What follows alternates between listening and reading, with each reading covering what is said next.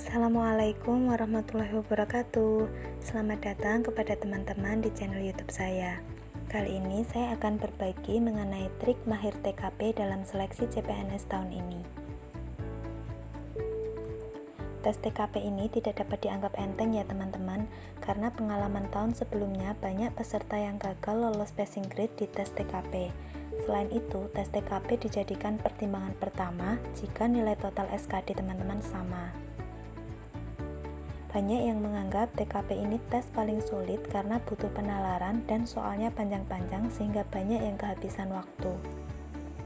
Tapi teman-teman jangan khawatir, karena dengan memahami ciri soal dan cara memilih jawaban, maka nilai tinggi TKP akan mudah didapatkan. TKP juga tidak ada jawaban salah, jawaban akan bernilai 1-5, kecuali jika teman-teman tidak menjawab maka nilainya akan 0, sehingga TKP dapat menaikkan nilai di tes SKD.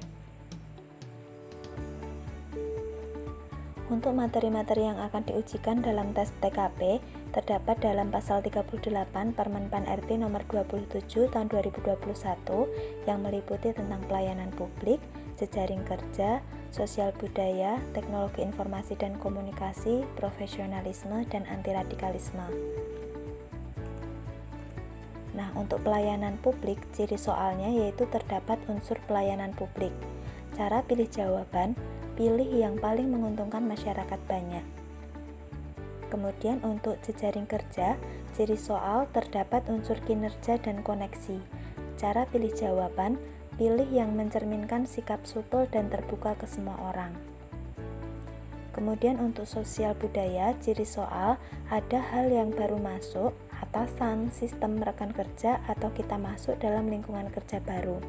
Cara pilih jawaban yang mencerminkan supel, adaptif, dan mau mencoba hal yang baru. Kemudian untuk teknologi informasi dan komunikasi, ciri soalnya terdapat unsur penggunaan teknologi dan informasi. Cara pilih jawaban yang mengarah ke penugasan dan pemanfaatan teknologi informasi dan komunikasi dalam menyelesaikan pekerjaan.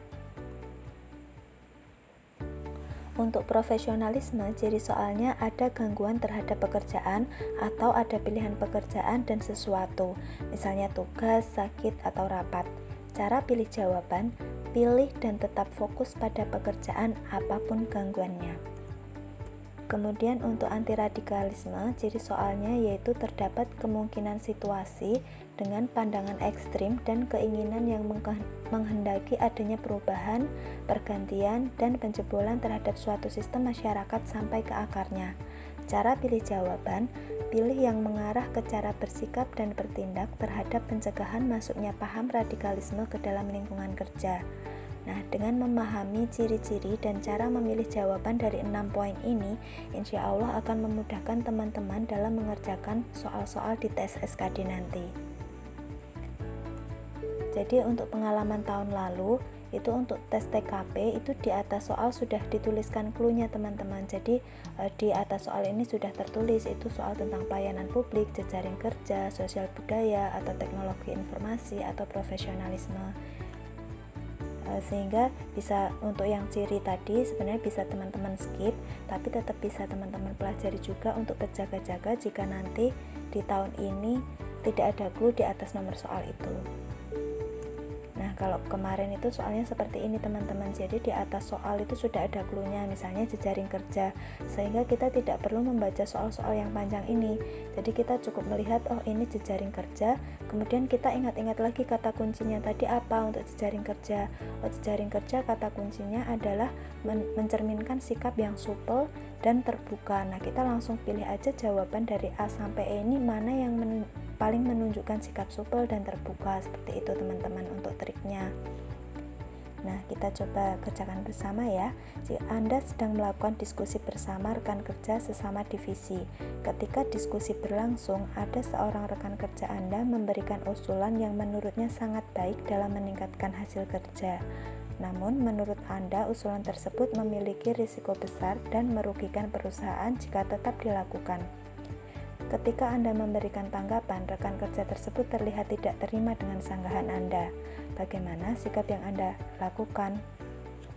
Nah, teman-teman coba dipilih dari A sampai E, mana yang paling menunjukkan sikap terbuka dan juga menerima pendapat orang lain. Ya, betul teman-teman. Jadi dari A sampai E ini yang paling menunjukkan bahwa kita itu memiliki sifat terbuka dan mau menerima pendapat orang lain, supel, itu adalah di jawaban yang D. Mengajak berbicara dengan bahasa yang santai dan ringan serta fokus pada tujuan awal. Kita coba soal selanjutnya ya teman-teman. Nah, ini untuk profesionalisme. Ini juga bisa teman-teman langsung gunakan kata kunci profesionalisme. Nah, tadi sudah kita ingat-ingat bahwa kata kunci dari profesionalisme adalah kita mengutamakan pekerjaan apapun gangguannya. Nah, nanti bisa teman-teman pilih dari A sampai E ini mana yang paling fokus kepada pekerjaan dan tidak mementingkan gangguan yang ada. Nah, ini kan contohnya Anda adalah seorang pegawai. Pada suatu hari, Anda dan rekan kerja berencana untuk makan siang di luar kantor pada jam istirahat. Namun, atasan Anda memanggil serta meminta tolong kepada Anda untuk menanggapi klien yang sangat penting yang akan datang di jam istirahat. Apa yang akan Anda lakukan?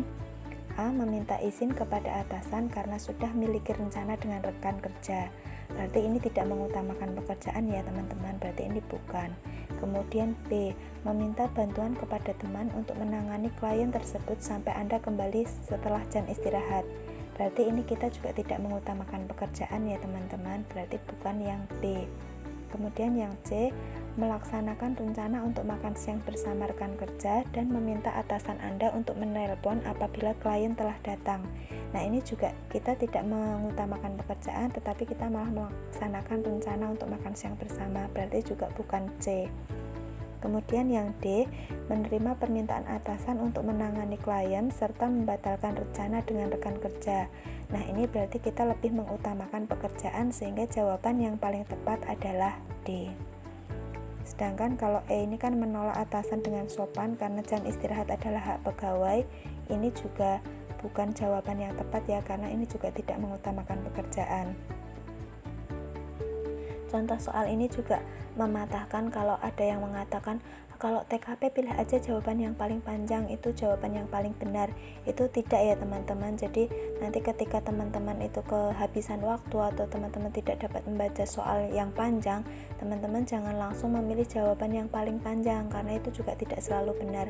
Jadi yang kalian lakukan adalah pertama lihat kata kuncinya di atas soal, kemudian pilih jawaban dari A sampai E itu yang paling mendekati dengan kata kunci. Seperti itu ya teman-teman trik dari saya. Semoga dapat bermanfaat dan membantu teman-teman dalam menjalankan tes TKP di seleksi SKD tahun ini. Semoga berhasil teman-teman. Terima kasih sudah menyimak video ini sampai akhir.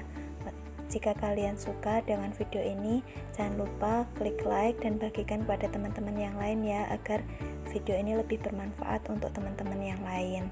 Terima kasih. Wassalamualaikum warahmatullahi wabarakatuh.